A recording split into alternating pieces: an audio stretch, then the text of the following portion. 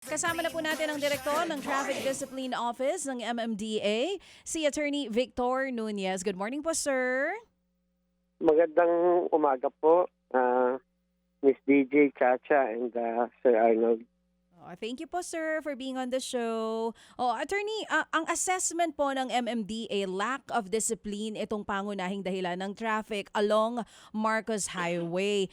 Sa datos po ninyo, dun sa nakita ninyo, ano madalas itong sinasabi natin na traffic violations kung bakit parang minsan na mas tinatalo pa ng traffic ang ng Marcos Highway, itong EDSA? Well, aside from that, may mga in-adjust din ho kasi kaming mga U-turn slots na kailangan ding i-move kasi isa rin ho sa cost yun. Parami ho kasing medyo magkakalapit lang. So, doon din ho nagkakaroon ng matinding bottleneck sa mga U-turn slots. And nakita rin ho namin na talagang nag-increase din ho yung volume of vehicles along Marcos Highway. Kumbaga, nasa 30 to 35% sobra sa kanyang road network capacity na kapasidad ng kalsadang yan. At of course, yung dumaraming rin po, subdivisions dyan sa Rizal area. So talagang marami rin hong factors. And nagkaroon ho din ng yung may weighing scale, yung for trucks. yung DP, yung DPWH. So pinag-uusapan namin and sinugunan naman ho kaagad ni Secretary Vince Dizon na sinuspend muna nila yung pagtitimbang ng mga trucks doon kasi it also adds to the congestion kasi kapag maraming truck, medyo mahaba rin ho talaga yung epekto at nagkukos din ng traffic sa area. So there are so many factors and of course yun talagang disiplina ng ating mga motorista, especially yung mga public utility vehicles dyan. That's why nagpa-augment ho tayo, dinagdagan na natin ng mas maraming tao at nagkaroon din ho ng mga engineering interventions, traffic engineering interventions. Ang MMDA up to Masinag, nag-adjust ho tayo ng mga U-turn slots and nagkaroon din kami ng volume count para tingnan natin yung timing, yung count ng mga traffic signals sa area.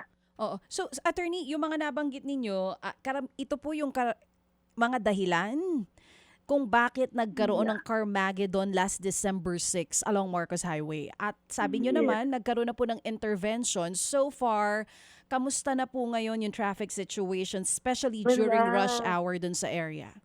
Nababantayan na rin po. At actually, we even talked to Robinsons para i-allow yung mga jeep na dun po talaga pumasok na at dun ang pick up kasi kapag rush hour yung mga tao dun sa tapat, they would occupy 1 to 2 lanes at doon na nakaabang sa gitna sa mga public utility vehicles, especially sa mga jeeps na nagkukos talaga ng matinding traffic and obstruction sa area. So we talked to Robinsons na kung pwede papasukin yung mga jeep at doon ang pick up kasi meron namang space doon na area para gawing sakayan ng mga publiko. Kasi so that hindi na humai-impede at magkaroon ng dalawang lanes na obstruction along Marcos Highway mismo. Kasi nandyan nga yung isa pong yung isang terminal ng LRT. Meron dyan na bababa bago Sa may doon. Santolan, opo. Yes, bago sa Masinag. Dito naman po, Hindi mo rin masisi yung mga tao na nagmamadali, gustong makauwi. Pasalubong na sa mga sasakyan at nasa gitna na ng kalsada. So kapag binawalan mo at bantayan, talagang at least mawawala at marirestore ang discipline. ako ho talaga personal na dumadaan din dyan sa kahabaan ng Marcos Highway na yan, attorney, dahil taga Marikina ako. Pero ito pong sa usapin naman nung jurisdiction dyan sa kahabaan, kumusta po ang coordination ng MMDA at doon sa mga local governments na nakakasakop? Kasi party po dyan ay yung Marikina, Pasig, which is part of ng inyong jurisdiction, pero meron din pong parte na Cainta at Antipolo, which is part of the Rizal province naman. we're happy to, tell everyone na maayos naman ho. Nagkaroon ho kami ng several coordination meetings and nagkaroon ng joint ocular inspection, and we already drafted a MOA sa 4 na LGUs kasama ang MMDA para sa pakikipagtulungan sa pagmando ng traffic sa kahabaan ng Marcos Highway, and we even included sa MOA yung harmonization of truck ban hours ng 4 na LGUs na may jurisdiction ho sa Marcos Highway para naman at least mas maayos at alam ng mga trackers na isang oras or may uniform hours lamang sila na pwedeng lumabas at hindi lumabas yan sa Marcos Highway. So we're hoping na magkaroon ng positive result ito, and sana mapirma na namin the soonest possible time yung MOA.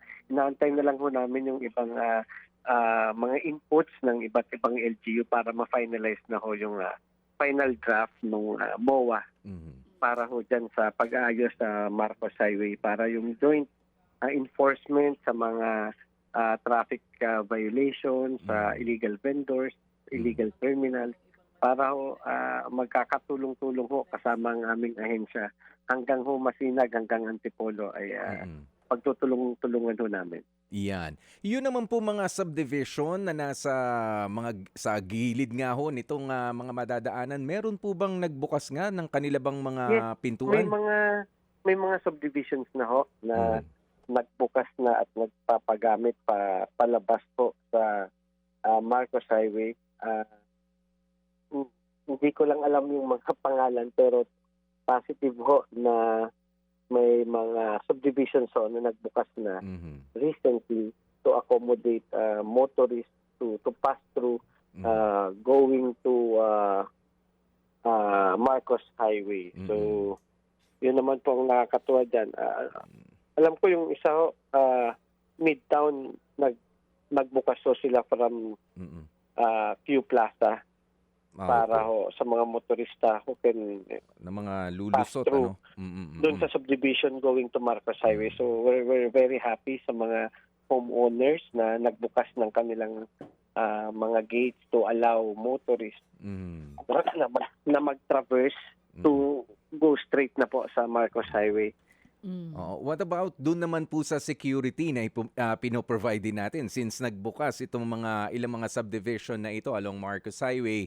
Meron din po ba tayong mga tauhan na pinayagan na tulungan din yung kanilang security doon sa pagpapatupad nga ng pagpapadaan? Yes, sa loob. So far Pwede po wala ba pa yun? naman nung humingi sa amin ng assistance na magmando sa loob. And we're also asking sa mga public, especially sa motorists na dadaan sa mga subdivisions na nagbukas ng kanilang mga gates to honor and respect kung ano man ho yung kanilang mga regulations at mga traffic regulations sa loob. Because at least magbigay naman ho ng courtesy dun sa mga homeowners na nagbubukas during certain period of hours na talagang rush hour para ho makapag-pass-through sila sa ilang private subdivision. Attorney, hindi lang naman po sa Marcos Highway ang traffic. Yun pong mga kalsada na under MMDA, ano po ang plano ninyo? Kasi taon-taon naman po itong holiday. Actually, kahit minsan nga, kahit hindi holiday, matraffic po talaga, especially sa mga choke points. Meron din po ba tayong mga interventions dun sa mga kalsada na matraffic pa rin hanggang sa ngayon kahit nga hindi na holiday? Yun din po ang concern ng ilan. Yes, ma'am. Unang-una, in-extend ho natin ang duty hours ng ating mga traffic enforcers up to 12 midnight so that they will be visible sa kalsada. At ang lagi hong pinapaalala sa kanila ni Chairman Artes is unahin po yung pagmando ng trapiko. The traffic direction and control and traffic management must be their priority, especially this Christmas rush. At hayaan na lamang ang ating mga CCTVs through no contact apprehension policy to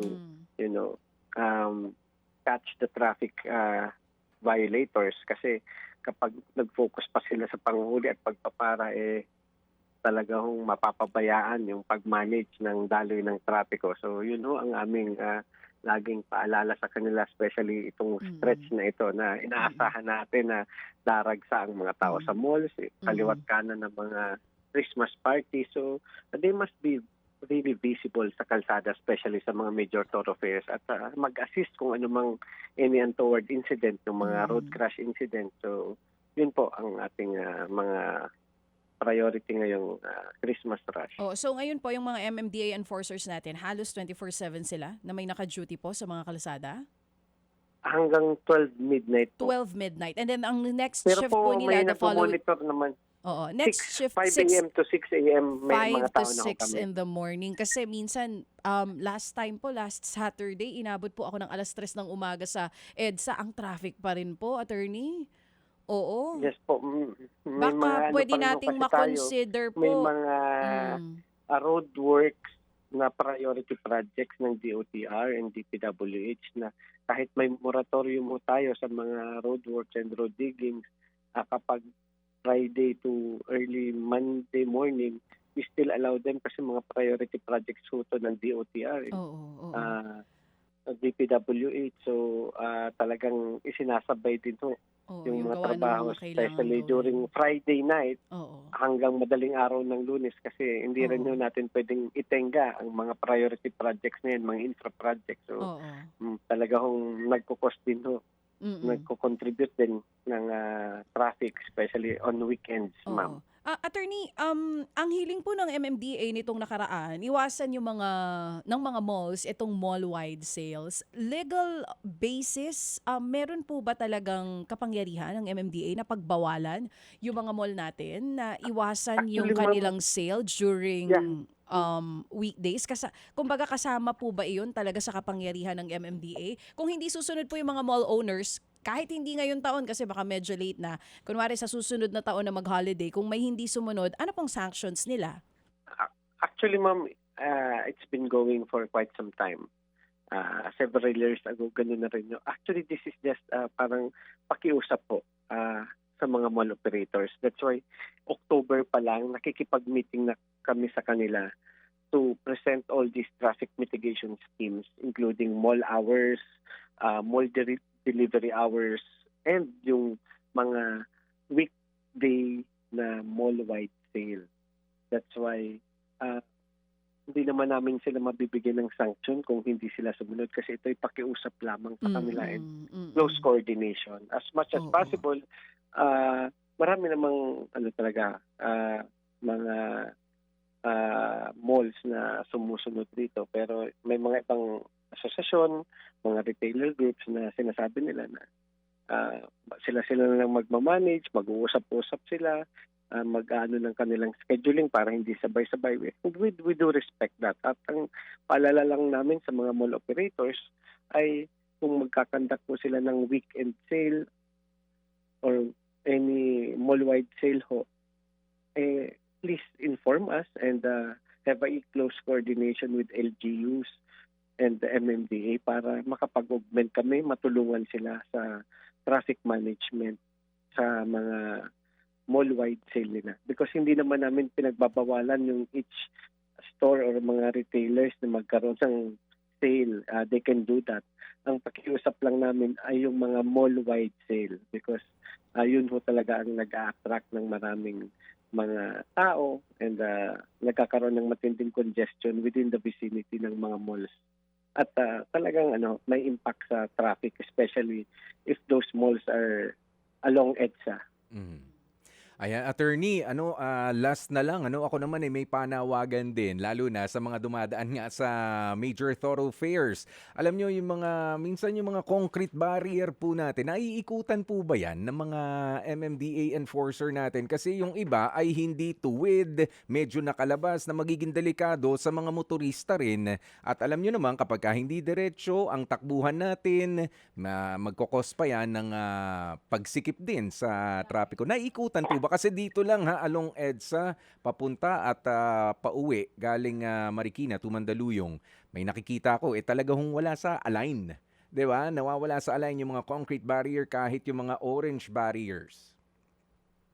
Well, may umiikot naman sa aming Traffic Engineering Center. Thanks for reminding that. I will call the attention of our head sa Road Safety Unit to always check the alignment of the concrete barriers and yung mga orange barriers kasi tama ho kayo. Minsan may yung mga hindi na masyadong alerto pa uwi, medyo inaantok-antok, that might cause road crash incident. So maraming salamat po for reminding us, and I'll inform the RSU head to check and always regularly monitor yung mga concrete barriers, especially along EDSA. Thank you po. Lalo Sige kasing po. sisikip lang kapag wala sa... Tsaka syempre yung pagbabantay din sa choke points. Yes. Ayan. Attorney Victor Nunez, maraming salamat po hanggang sa susunod po. Hopefully next year, hindi po ito ulit ang problema natin. Ano po?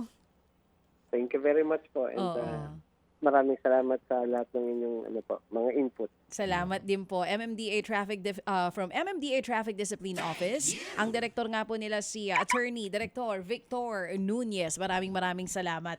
Mga kapatid, brothers and sisters, saan ka pa? Dito na tayo sa totoo. Dito na tayo sa True FM. Mga kapatid, mag-subscribe and follow po kayo sa social media accounts ng True Network PH. Yan po kami. Hanapin nyo lang True Network PH, Facebook, Instagram, YouTube, TikTok, and podcast. Mapa Apple or Spotify man yan, mahahanap nyo kami. Lahat ng mga napapanood at napapakinggan nyo po sa programa, nasa social media accounts namin yan. So, paano mga kapatid? See you sa social media! Dito tayo sa totoo, tunay at tapat.